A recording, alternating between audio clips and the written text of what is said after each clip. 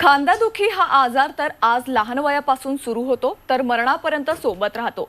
खांदा निरोगी राखण्यासाठी सर्वात महत्त्वाची गोष्ट म्हणजे खांद्याच्या दुखण्याकडे दुर्लक्ष न करणं आणि आवश्यक तेव्हा तज्ञांचा सल्ला घेण्यास टाळाटाळ न करणं। मात्र हे खांद्याचे आजार कशामुळे व का होतात, त्यावर काय उपचार आहेत, याच विषयावर आज आपण चर्चा करणार आहोत। नमस्कार, मी भावना दिलीप चंदवानी, हितगुज मध्ये आपलं सर्वांचं स्वागत। आजचा आपला विषय आहे खांद्याचे आजार आणि अत्याधुनिक उपचार, आणि याविषयी आपल्याला माहिती देतील डॉक्टर अपूर्व पटवर्धन। सुरुवातीला आपण डॉक्टरांचं स्वागत करूया। नमस्कार डॉक्टर। नमस्कार। डॉक्टर अपूर्व पटवर्धन सरांनी आपलं MBBS आणि MS ऑर्थोचं शिक्षण सेट GSMC मेडिकल कॉलेज आणि KEM हॉस्पिटल मुंबई येथून पूर्ण केलंय। सरांनी ऑस्ट्रेलिया येथून खांद्याच्या उपचारासाठी 2 वर्ष शिक्षणही घेतलंय। आता सुमारे 8 वर्षांपासून डॉक्टर अपूर्व पटवर्धन सर हे धनश्री हॉस्पिटल चिंचवड, तसेच जोशी हॉस्पिटल पुणे व all cure hospital Jogeshwari Mumbai व पुरोहित क्लिनिक पनवेल येथे रुग्णांना खांद्यांच्या आजारांवर उपचार देत आहेत। सर हे ऑर्थोपेडिक सर्जन असून सरांनी सुमारे 5000 पेक्षा अधिक रुग्णांवर शस्त्रक्रिया देखील केलेली आहे। आता आपण विषयाला सुरुवात करूया।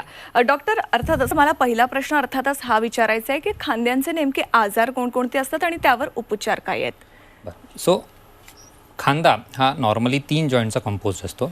सो आपण हा एक शोल्डरचं मॉडेल आपण हातात घेऊन दाखवतो, समजायला सोपं पडतं।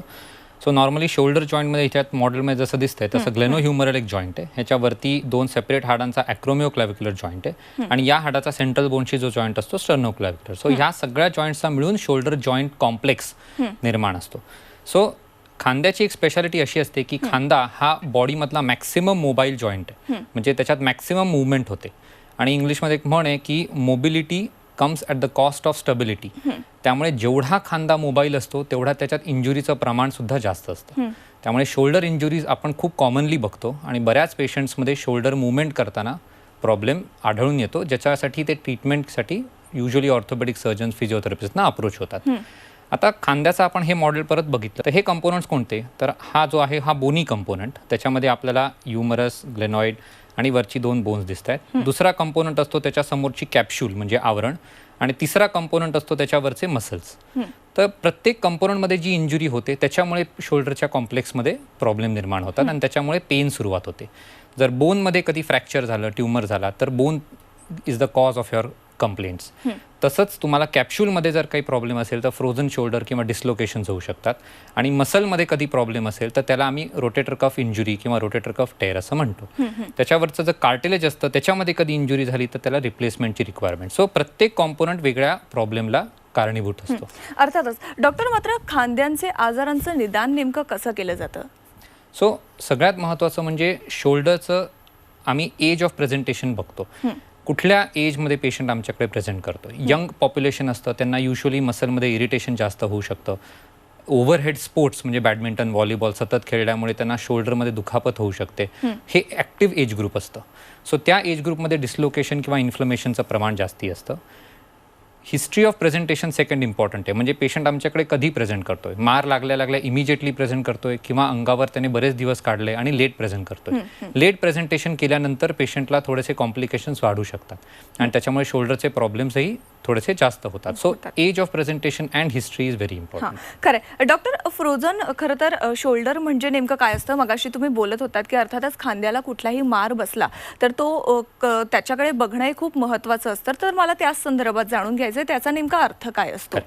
सो शोल्डरमध्ये आपण एक बेसिक आधी समजून घेऊया की शोल्डर आणि सर्वायकल स्पाईन म्हणजे मानेचे प्रॉब्लेम हे बऱ्याच वेळा ओव्हरलॅप्ड असतात। म्हणजे पेशंट कंप्लेंट करतात की त्याला मानेच्या ह्या एरियामध्ये दुखतंय आणि कंटिन्युअस ट्रीटमेंट मानेची चालू असते। सर्वायकल स्पाईनचे एक्सरे काढतात, सर्वायकल स्पाईनची ट्रीटमेंट घेतात, सगळे उपचार ते मानेकडे केंद्रित करतात, पण problem sometimes is arising from the shoulder, म्हणजे शोल्डरमुळे हा प्रॉब्लेम होत असतो। सो त्याच्यासाठी पेशंटला फर्स्ट समजून घ्यायला पाहिजे की शोल्डरचा प्रॉब्लेम हा नॉर्मली मानेपासून ते दंडापर्यंत एक्सटेंड होतो आणि शोल्डरची मुवमेंट त्यांची रिस्ट्रिक्टेड असते, म्हणजे शोल्डरची मुवमेंट करताना त्यांना त्रास होतो। सो हे पेशंट्स टिपिकली शोल्डर प्रॉब्लेमचे असतात।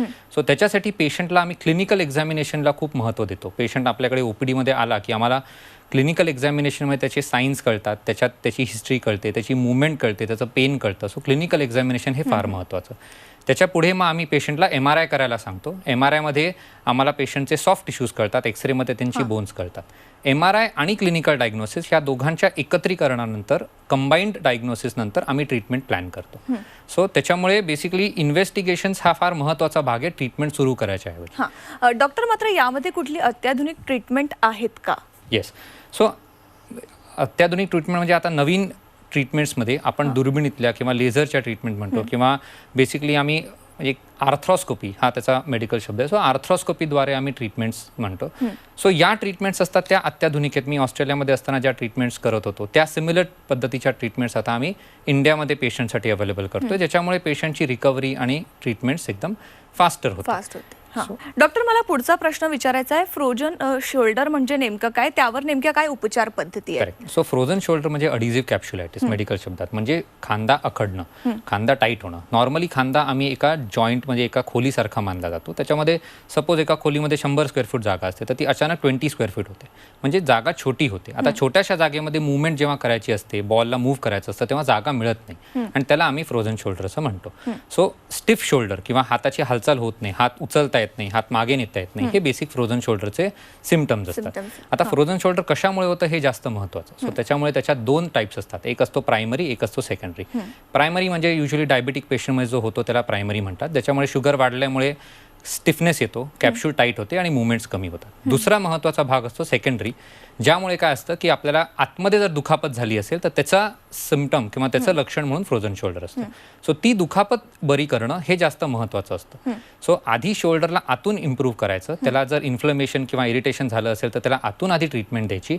मग ती ट्रीटमेंट फिजिओथेरपी असो, ती ट्रीटमेंट मेडिसिन्स असो किंवा इंजेक्शन असो, हे इम्पॉर्टंट आहे. आणि मग एक्सरसाइजला सुरुवात करायची. बऱ्याच वेळा पेशंट एक्सरसाइज लवकर सुरुवात करतात आणि प्रॉब्लेम वाढवतात. म्हणजे आगीत तेल ओतण्यासारखं. किंवा एखादा लहान मुलगा रडत असेल तर त्याला आपण आधी एक चॉकलेट देऊन शांत करतो आणि मग त्याला आपण कामाला लावतो. सो बेसिकली इम्पॉर्टंट असं असतं की डायग्नोसिस व्यवस्थित करायची आणि मग ट्रीटमेंट प्लॅन करायची. सो फ्रोझन शोल्डरकडे आपण एक डायग्नोसिस किंवा एक सिम्पटम म्हणून बघायचं, नॉट ॲज अ प्रॉब्लेम, आणि त्याच्या मुळातला प्रॉब्लेम शोधून त्याची ट्रीटमेंट प्लॅन करायची. अर्थातच. आणि यावर कुठल्या अत्याधुनिक उपचार पद्धती आलेल्या आहेत का? बेसिकली आपण आता हे मॉडेल परत बघितलं तर त्याच्यामध्ये आपल्याला या बॉलच्या वरती वेगळे वेगळे मसल्स दिसतात. सो युजली या मसल्समध्ये हात उचलल्यानंतर कधी कधी इम्पिंजमेंट होतं किंवा जो बोन असतं ते खालच्या मसलला असं थोडंसं घर्षण करतं आणि त्या घर्षणामुळे पेशंटला इन्फ्लमेशन किंवा इरिटेशन होऊ शकतं.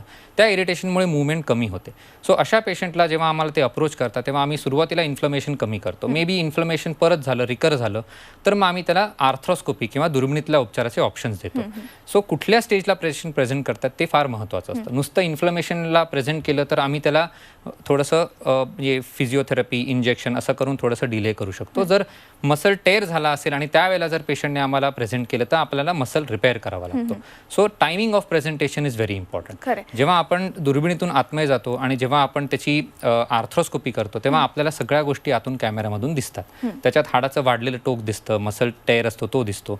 त्या सगळ्या गोष्टी with the help off camera आपण रिपेअर करू शकतो. पूर्वीच्या काळामध्ये ही जी ट्रीटमेंट अत्याधुनिक नव्हती त्यावेळी पूर्ण कट करायचे, चिरफाड करायचे, ओपन करायचे, आतमध्ये सगळं बघायचे. त्याच्यामध्ये कॉम्प्लिकेशन रेट्स वाढायचे, रिकव्हरी टाइम वाढायचा. आता या सगळ्या गोष्टी कॅमेराच्या सहाय्याने झाल्यामुळे रिकव्हरी फास्टर होते, कॉम्प्लिकेशन रेट्स कमी होतात आणि पेशंट जे पूर्वीच्या ऍक्टिव्हिटी किंवा स्पोर्ट्स खेळत होता ते फास्टर पद्धतीने करू शकतो आणि गॅरंटीड पद्धतीने करू शकतो. क्या बात आहे. डॉक्टर, रोटेटर कफ फाटणं म्हणजे नेमकं काय? So rotator cuff is a group of muscles जे नॉर्मली आपल्या ह्युमरसच्या वरती असतात. सो हे तुम्हाला जे गुलाबी कलरचे दिसतात these are rotator cuff muscles. ते डीप मसल्स असतात. सो नॉर्मली आपल्या हाताची मुवमेंट करायला ते रिस्पॉन्सिबल असतात. जेव्हा रोटेटर कफ मसलमध्ये रिपीट इंजुरीमुळे किंवा कॉन्स्टंट मुवमेंट केल्यामुळे किंवा ॲक्सिडेंटमुळे टेअर होतो तेव्हा तो मसल हाडापासून डिटॅच होतो, तो हाडापासून सेपरेट जातो, हाडापासून लांब जातो. एक सिंपल उदाहरण द्यायचं झालं तर आम्ही 2 हातामध्ये एक रबर बँड खेचून ठेवला आणि एका साईडने सोडला तर तो रिट्रॅक्ट होतो, एका साईडला मागे जातो. करेक्ट. सो प्रिन्सिपल सेम असतं. रोटेटर कफ मसल्स हे इलॅस्टिक स्ट्रक्चर्स असतात. सो नॉर्मली ते एका साईडने तुटले तर ते मागे सरकतात. So rotator cuff repair surgery म्हणजे मसल परत हाडापाशी आणून अटॅच करणं, याला रोटेटर कफ रिपेअर सर्जरी असं म्हणतात. So rotator cuff repair surgery जेवढी आपण वेळेवर करू तेवढा मसल रिपेअर करणं इझियर जातं. काही पेशंट्स रोटेटर कफ सर्जरी अंगावर काढतात किंवा पेन असतं ते खूप वेळ टॉलरेट करतात आणि डॉक्टरांकडे लेट जातात. जेव्हा प्रेझेंटेशन लेट होतं तो मसल टेअर खूप मोठा झालेला असतो आणि मोठ्या मसल टेअरला रिपेअर करणं पण तेवढंच चॅलेंजिंग असतं. सो पेशंटला क्विक रिकव्हरी हवी असेल तर त्याने डॉक्टरांना वेळेवर अप्रोच केलं किंवा छोटासा टेअर रिपेअर केला तर सर्जरी पण सोपी होते, रिकव्हरी पण फास्टर होते आणि पेशंटला त्याचा रिझल्ट पण इमिजिएट फायदा पण अर्थातच लवकर होतो. यावर आधुनिक उपचार पद्धती नेमक्या कोणकोणत्या आहेत? सो रोटेटर कफ रिपेअरसाठी युजली आम्ही camera based arthroscopic treatment advice करतो. त्याच्यामध्ये नॉर्मली कॅमेरा ज्याला लाईट सोर्स अटॅच असतो ते आम्ही शोल्डरमध्ये इन्सर्ट केल्यानंतर आम्हाला पूर्ण शोल्डर जॉईंट हा दिसतो. त्याच्यामध्ये मध्ये फाटलेला मसलसुद्धा दिसतो. स्पेशलाइज इन्स्ट्रुमेंट्स असतात जे आम्ही मसलला खेचून परत हाडापाशी आणून फिक्स करू शकतो. हे असे स्पेशलाइज टूल्स असतात ज्याला 4.5 मिलीमीटरचे छोटे अँकर्स म्हणतात. सो नॉर्मली हे अँकर्स असतात हे विरघळणाऱ्या मटेरियलचे असतात किंवा पीकचे असतात ज्यामुळे तो मसल आपण परत हाडापाशी आणून त्याला स्टेबल पद्धतीने फिक्स करू शकतो. स्टेबल रिपेअर झालं की त्याचं हिलिंग व्यवस्थित होतं आणि हिलिंग व्यवस्थित झाल्यानंतर रिकव्हरी पण फास्टर होते. सो ही सगळी जी मॉडर्न ट्रीटमेंट आहे ती आपण जेवढी वेळेवर करू आणि मॉडर्न ट्रीटमेंटवर जेवढा आपण रिलाय होऊ तेवढा पेशंटचा रिकव्हरी फास्टर होतो. सो पूर्वी हे सगळं ओपन सर्जरीद्वारे करायचे. ओपन सर्जरीद्वारे पूर्ण वरचे मसल सेपरेट करून डीप मसल्सपर्यंत पोचायला फार अवघड असायचं. आता कुठल्याही बाहेरच्या मसलला इतर स्ट्रक्चरला धक्का न लागता आपण डायरेक्ट जिथे पॅथॉलॉजी आहे तिथे पोचू शकतो, त्या मसल्सचे रिपेअर करू शकतो आणि 2 ते 3 टाक्यांमध्ये पूर्ण सर्जरी संपवू शकतो. कमीत कमी टाक्यांमध्ये सर्जरी झाल्यानंतर पेशंट लिटरली 24 तासाच्या आत घरी जाऊ शकतो आणि त्याची रिकव्हरी 2 ते 3 आठवड्यामध्ये फिजिओथेरपी व्यवस्थित सुरुवात होऊ शकते. डॉक्टर, अनेक वेळा असं होतं की खेळताना किंवा आपण काही काम करत असू आणि त्याच्यात काही मार बसला तर अर्थातच आपला खांदा देखील निखळतो, त्रास होतो त्या ठिकाणी.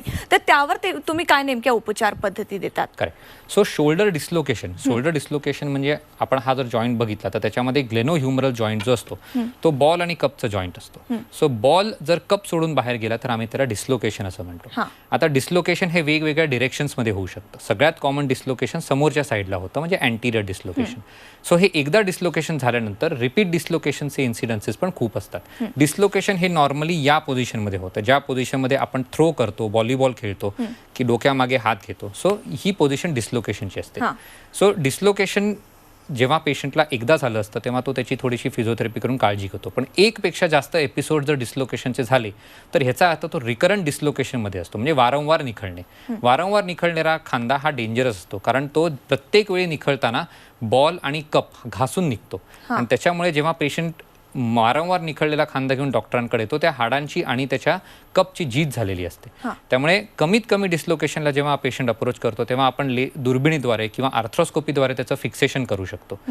एखाद्या म्हणजे जसं मी तुम्हाला पूर्वी उदाहरण दिलं की खांदा हा एका खोलीसारखा असतो. सो नॉर्मली एखाद्या खोलीची भिंत तुटली असेल तर त्या भिंतीतून तो बॉल कॉन्स्टंटली बाहेर सटकत असतो. सो ती भिंत बंद करणं किंवा ती रिपेअर करणं आपलं काम असतं. सो सोपं उदाहरण देतो की ती भिंत एकच भिंत तुटलेली असते, प्रत्येक भिंत तुटलेली नाही. त्यामुळे प्रत्येक पोझिशनमध्ये शोल्डर डिस्लोकेट होत नाही, एकाच पर्टिक्युलर पोझिशनमध्ये डिस्लोकेट होतो.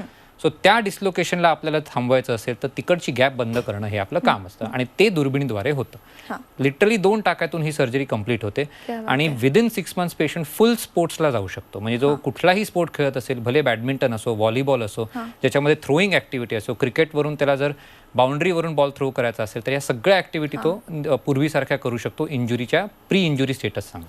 अर्थातच आपण जर बघितलं तर या सगळ्या ज्या गोष्टी असतात मोस्ट ऑफ खेळाडूंमध्ये दिसून येतात कारण खेळताना इजा होणं किंवा त्याचा त्रास होणं आणि अर्थातच 2 ते 3 दिवसात खेळाडू पुन्हा एकदा मैदानात उतरू शकतात अशा प्रकारच्या उपचार पद्धती देखील तुमच्याकडे उपलब्ध आहेत. डॉक्टर, मला पुढचा प्रश्न विचारायचा आहे रिप्लेसमेंट संदर्भात. खांदा रिप्लेसमेंट म्हणजे नेमकं काय, त्याची उपचार पद्धती कशी असते? सो शोल्डर रिप्लेसमेंट म्हणजे आपल्या शोल्डर जॉईंटमध्ये जो प्रोटेक्टिव्ह कव्हरिंग असतं ज्याला आम्ही कार्टिलेज किंवा खुर्च्या असं म्हणतो.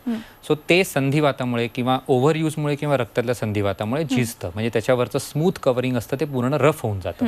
रफ कव्हरिंग हे त्रासाला कारणीभूत असतं किंवा पेनला कारणीभूत असतं आणि पेशंटला हात उचलता येत नाही, मागे नेत नाही. सो पेनफुल शोल्डर जेव्हा होतो तेव्हा पेशंट आमच्याकडे अप्रोच होतो आणि मग आम्ही रिप्लेसमेंटचे ऑप्शन देतो. रिप्लेसमेंटच्या ऑप्शनमध्ये टोटल किंवा रिव्हर्स असे 2 ऑप्शन असतात. जेव्हा मसल्स पेशंटचे व्यवस्थित असतील तेव्हा आम्ही टोटल शोल्डरचा ऑप्शन देतो आणि मसल्समध्ये कधी डॅमेज झाला असेल किंवा लेट प्रेझेंटेशन असेल तर आम्ही रिव्हर्स शोल्डरचा ऑप्शन देतो. हे दोन्ही रिप्लेसमेंट केल्यानंतर पेशंट पूर्णपणे त्याच्या डेली ॲक्टिव्हिटीज ऑफ लिव्हिंग ज्या असतात म्हणजे केस धुणे, हात वरती नेणे, मागे हात नेणे, ह्या सगळ्या ऍक्टिव्हिटी पूर्वीसारख्या करू शकतो. रिप्लेसमेंटची गरज ही नॉर्मली ओल्डर पॉप्युलेशनमध्ये लागते. म्हणजे पेशंट 60-65च्या पुढे एजचा असेल तर त्याला रिप्लेसमेंटची रिक्वायरमेंट लागू शकते. अर्थातच डॉक्टर, खांद्याला जास्त दुखापत होऊ नये किंवा वय वाढल्यानंतर खांदादुखी हा त्रास अर्थातच अनेकांना होतो, तर हा होऊ नये यासाठी नेमकी घरी काय उपचार पद्धती करता येऊ शकते, काय काळजी घेण्याची गरज असते? सगळ्यात महत्त्वाचं म्हणजे आपल्याला नवीन काळामध्ये पेशंटला जेवढं ऍक्टिव्ह राहता येत असेल, इतर आजार असतात, डायबिटीस असो, ब्लड प्रेशर असो, पेशंटला जेवढं ऍक्टिव्ह आणि मोबाईल ठेवता येत असेल ते आपल्यासाठी सगळ्यात महत्त्वाचं. खरे. त्यामुळे कुठलीही म्हणजे पूर्वीच्या काळामध्ये कसं सांगायचे, खांदा दुखतोय तर आता ट्रीटमेंट घेऊ नका किंवा आराम द्या. आता तसं नाहीये. आता आपल्याला मुवमेंट करायची, आपल्याला स्पोर्ट्स खेळायचे, त्याच्यासाठी जे काही करावं लागेल ते करा. या पद्धतीची ट्रीटमेंट आता फॉलो केली जाते. सो कुठल्याही पेशंटला ऍक्टिव्ह राहण्यासाठी आपल्याला एनकरेज करायचं. सो जरी पेशंट 65 असेल, 70 असेल, त्याने त्याचं सगळं रोजचं काम करायला पाहिजे जो ते करतो. सो त्याच्यासाठी वेळेवर डॉक्टरला अप्रोच होणं आणि एक्सरसाइज किंवा फिजिओथेरपी किंवा रोज उठून सकाळी काही बेसिक शोल्डरचे स्ट्रेंथनिंग एक्सरसाइजेस करणं फार महत्त्वाचं आहे. अर्थातच आपण जर बघितलं तर खांद्याची दुखापत किंवा रिप्लेसमेंट पर्यंत जेव्हा गोष्ट जाते ती अर्थातच जेव्हा जे खेळाडू आहेत ते जास्त खेळत असतील किंवा खांद्यावर जेव्हा जास्त दबाव येतो त्यावेळेस रिप्लेसमेंट किंवा अशा अनेक गोष्टींची गरज पडते. तर खेळत असताना कोणत्या गोष्टींची काळजी घेणं गरजेचं आहे की ज्यामुळे अर्थातच खांदा रिप्लेसमेंट किंवा खांद्याचे आजार होणार नाहीत? करेक्ट. सो जेव्हा तुम्ही स्पोर्ट खेळता सगळ्यात महत्त्वाचं असतं प्रॉपर टेक्निक फॉलो करणं. बरेच माझे पेशंट्स हे ॲथलेटिक्समध्ये असतात किंवा जिम जात असतात. जेव्हा ते जिम जात किंवा ॲथलेटिक्स खेळत असतात तेव्हा त्यांना रॉंग पोझिशनमुळे इंजुरीचं प्रमाण वाढलेलं असतं. सो नेहमी proper positioning is very important. दुसरी गोष्ट, जेव्हा पेशंटला पेन होतं तेव्हा त्याने ती ॲक्टिव्हिटी थांबवावी. पेन होत असताना जोरजोरात एक्सरसाइज करणं किंवा जिम करणं ह्याच्यामध्ये दुखापत वाढू शकते. So stopping at the right time also is very important. आणि मग त्याची जेव्हा आपण ट्रीटमेंट घेतो, रिकवर होतो, त्याच्यानंतर पेशंट परत त्या सगळ्या ॲक्टिव्हिटीज सुरुवात करू शकतो. सो सगळ्यात महत्त्वाचं असतं proper technique, proper supervision, proper treatment आणि right time to return to sports. These are the very important things for an athlete. Doctor, तुम्ही मगाशी रोटेटर कफ संदर्भात सांगितलेलं होतं, तर त्यावर अत्याधुनिक उपचार पद्धती नेमक्या कोणकोणत्या आहेत त्या संदर्भात मला जाणून घ्यायचं आहे. सो रोटेटर कफ म्हणजे group of muscles which are deep inside the shoulder. So त्या मसल्सला पोचणं डिफिकल्ट असतं. त्या मसल्सला पोचण्यासाठी वरती एक डेल्टॉइड नावाचा मसल असतो, त्याला पूर्ण सेपरेट करून नॉर्मली पोचावं लागतं. सो पूर्वीच्या काळामध्ये हे पूर्ण मोठे इन्सिजन घ्यायचे, कट करायचे, डेल्टॉइडला सेपरेट करून आतमध्ये जायचे. त्याच्यामध्ये पेशंटला पोस्ट ऑपरेटिव्ह कॉम्प्लिकेशन्स खूप जास्त असायचे. मॉडर्न पद्धती आर्थ्रोस्कोपीमध्ये आम्ही काय करतो की लिटरली 2 टाक्यामधून आतमध्ये पोचतो, रोटेटर कफ मसलपर्यंत पोचतो, त्याला आम्ही कॅमेराच्या लाईटने व्हिज्युअलाइज करतो. हाडापासून जेव्हा तो सेपरेट झालेला असतो त्याला परत हाडापाशी आणून फिक्स करतो. जेवढी मिनिमम इन्व्हेसिव्ह किंवा कमीत कमी टाक्यांमधून सर्जरी पॉसिबल होते तेव्हा पेशंटची रिकव्हरी पण फास्टर होते, गॅरंटीड होते आणि पेशंट त्याच्या पूर्वीच्या स्पोर्ट्स ॲक्टिव्हिटीला लगेच लागू शकतो. अर्थातच डॉक्टर, अनेक क्लिनिकमध्ये तुम्ही सध्याच्या घडीला काम करतात आणि 5,000 पेक्षा जास्त रुग्ण आहेत ज्यांनी तुमच्याकडे उपचार देखील घेतलेले आहेत. कशा प्रकारची उपचार पद्धती तुमच्याकडे खरं तर हाताळण्यात येतात? रुग्णांवर उपचार कशा प्रकारे केले जातात? सो माझ्यासाठी सगळ्यात महत्त्वाचं आहे म्हणजे माझ्या पेशंट्सला मी पूर्णपणे त्याच्या प्री इंजुरी स्टेटसपर्यंत पोहोचवणं, हे माझ्यासाठी सगळ्यात इम्पॉर्टंट आहे. आपण सर्जरी केली म्हणजे आपलं काम संपलं असं नाही. सर्जरी केली म्हणजे डॉक्टरांची रिस्पॉन्सिबिलिटी सुरू होते. कुठलीही ट्रीटमेंट जेव्हा डॉक्टर देतो तेव्हा त्याची रिस्पॉन्सिबिलिटी त्या काळापासून सुरुवात होते. ती रिस्पॉन्सिबिलिटी पेशंटची पूर्ण इम्प्रूव्हमेंट होईपर्यंत चालू राहते.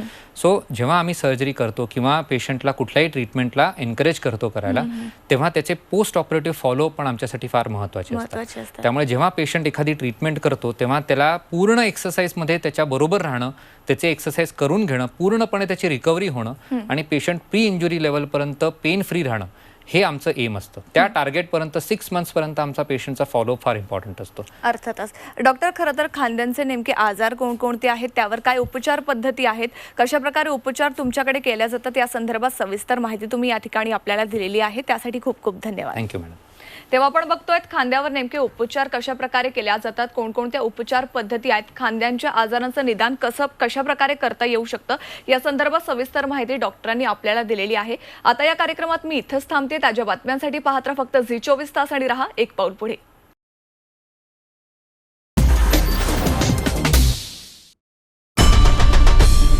आई भवानीचा गजर म्हणजे झी24